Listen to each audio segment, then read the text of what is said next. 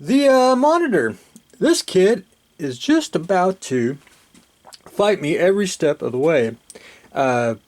With resin kits, I always wash them. Now, I don't actually take like a toothbrush and go with soapy water and, scrub everything. I always go to the sink, get some Dawn, fill up the sink, wash the kit down with basically with the washcloth, with the soapy water, and put it on paper towel, let it air dry. Well, so I got most of the parts on, and I started to shoot some primer on it. And I guess I didn't clean it very good, but if you can see where it's flaking off, like so. So I didn't clean it very good. So this kit's about to fight me to the very end.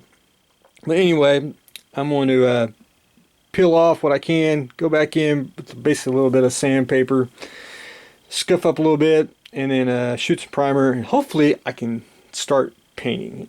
But I got to add a couple more parts, and there's a couple parts I want to leave off.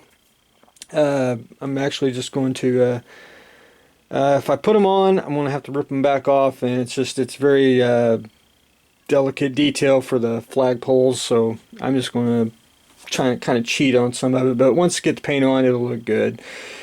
But I am fighting the monitor, so hopefully I can get the primer to stick and get some paint on it and make it look good. And once we get it photographed, we can start working on the water base. The B1. I did get the what's it called? Gunship gray on it. Hopefully don't look like just a solid gray.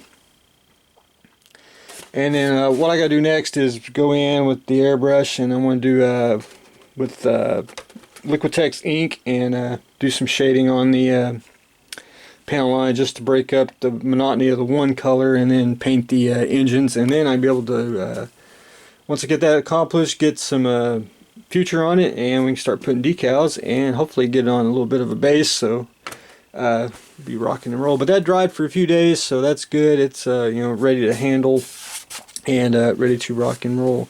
The Joltin Josie, I did get the wings painted. I did get some overspray on the green parts, which that's no big deal. I didn't mask off anything. I'll just go back in with the airbrush into my cockpit green, touch up the areas on the inside, and add a bit of a wash. But I did get it both wings did get a coat of aluminum on there, and then all I gotta do is go in and shade up the panels. Fuselage is the same way. Got the back wings on.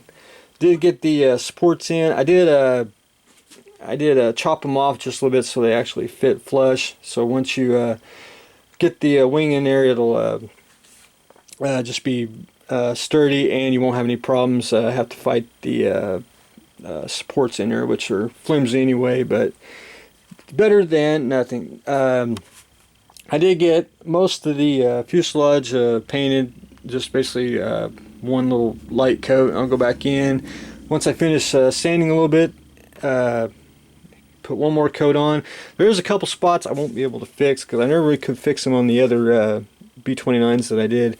And I was like right here. It's basically a poor fit on the kit. It just won't go together, and I tried to fill it best I can. I want to sand it down one more time, and then I'm just going to have to just leave it. But that's just the way it is on some models. Hopefully today I'll get majority of it sanded, and I should be able to finish putting on the base coat. Now I'm going to basically have to let this sit for a day or two, and then go back in with the airbrush and do the panel lines and start doing that. So we're getting closer and closer on the Joltin Josie. And then once I get everything painted and sealed, and I'll go ahead and put the clear parts on, and all that fun jazz. But I did for the black parts, I did get everything painted a flat black. Now it's the propellers, got the atom bomb painted, and to make it not look toy-like, I am going to basically take some like metallic gray and do some dry brushing on here just to make it you know, not flat blackish look. Give it just a little bit of texture. So that is what I got going on for that. The Killer Shrew. Last I left off on that, I did manage to get the base primered, got the Killer Shrew primered. So I went back in with flat black and gave everything a flat base coat. Basically the plaque is flat black, and then I'll be able to go ahead and paint the lettering on that. I'm going to go back in with the airbrush, paint the base, and I'll have to do dry brushing and hand painting.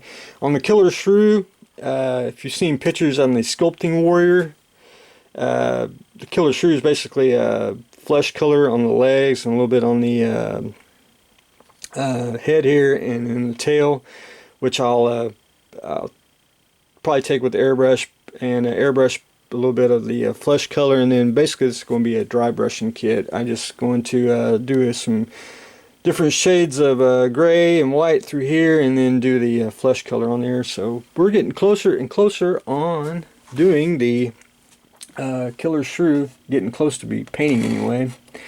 And hopefully tomorrow I will release, today or tomorrow, I'll have an update, a little update on the shed. So I'll show you, walk through the basically a history lesson of model kits, a blast from the past, especially 70s and 80s kits. But anyway, so hopefully a little more on the Killer Shrew. The IPMS Journal, new one came out today.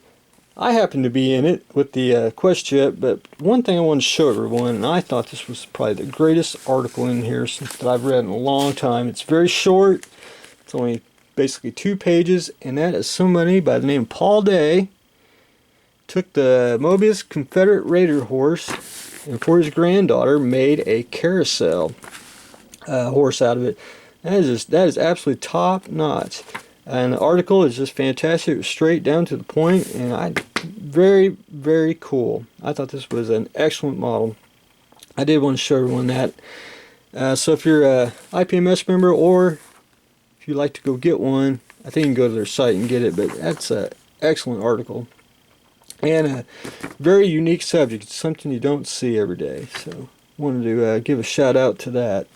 But anyway, that's what I got going on today. We got the IPMS Journal. We got the Joltin Josie black primer base coat for the Killer Shrew, fighting the monitor tooth and nail, and starting to paint the B1. So stay tuned for the next exciting episode.